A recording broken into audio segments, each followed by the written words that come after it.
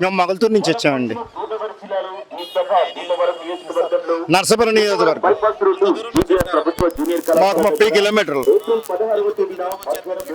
జగన్ కోసం. జగన్ కావాలన్నా. జగన్ చేసిందంతా కనబడుతుంది కదా.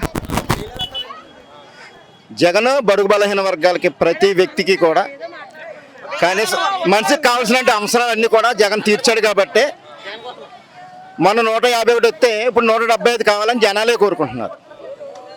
దాన్ని మద్దతు ఇవ్వడానికి మా నర్సాపురం ప్రసాదరాజు గారి నియోజకవర్గం నుంచి మేము మద్దతు ఇవ్వడానికి సుమారుగా ఒక 4000 మంది ఈ సభలో పాల్గొనడం జరిగింది.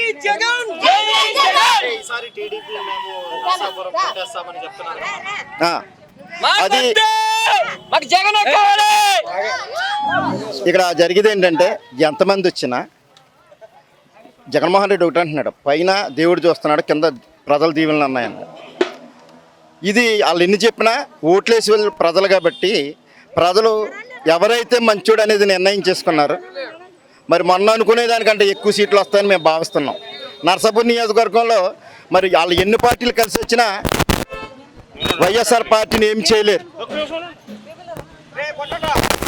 అయితే అన్నారు రోజులు మారాయి. ఇప్పుడు ప్రతి మనిషి కూడా ఆలోచన జ్ఞానం ఉంది. ప్రతి మనిషి కూడా జగన్మోహన్ రెడ్డి గారికి చేసిన కార్యక్రమాలు చూసి ప్రతి మనిషి కూడా బడుగు బలహీన వర్గాలు ఉదాహరణకు మనం చూస్తే మరి పెన్షన్ విషయంలో చూస్తే ఆ మొదటి రోజు అనేక మంది వృద్ధులు, వితంతువులు, అలాగే వీళ్ళందరూ కూడా మరణించడం జరిగింది లైన్లో నిలబడి.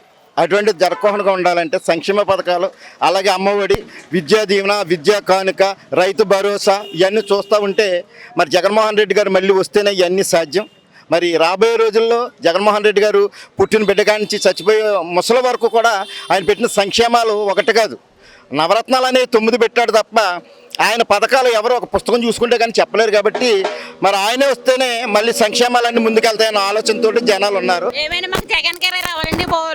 పథకాలు అందించారండి ఆడవాళ్ళకి. ఎప్పుడు కూడా ఆడవాళ్ళు ఇంట్లో నుండి అందరూ కూడా మేము ఇప్పుడు బయటకు వచ్చి జగన్ గారు చేసిన మంచి పనులు, బోలు పనులు చేశారండి. అమ్మఒడి అనండి, డోక్రా రుణమా పని అండి, అదే 18,000 అండి, మళ్ళీ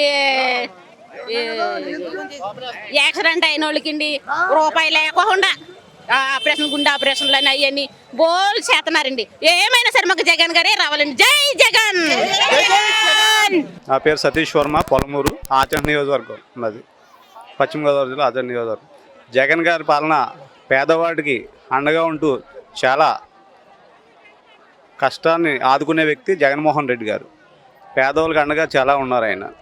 ఇలా విద్యా దీవెన కానివ్వండి, అమ్మఒడి కానివ్వండి, అలాగే పేదవాడి పెన్షన్ కానివ్వండి, అన్ని సంక్షేమ పథకాలు కూడా ఈరోజు చాలా బాగా చేస్తున్నారు.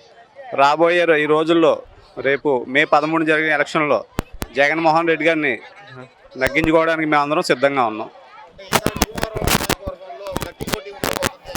ఎన్ని పోటీలు వచ్చినా సరే గన్ శ్రీనివాస్ గారు నగ్గడం ఖాయం. వీళ్ళు జెండాలు జతగట్టి వచ్చారు, సింగిల్గా గన్ శ్రీనివాస్ గారు వస్తారు. ఎవరికి ఇచ్చినా సరే గన్ శ్రీనివాస్ గారు విన్ అవుతారు. సీఎం జగన్మోహన్ రెడ్డి గారు 100%. Please subscribe .news.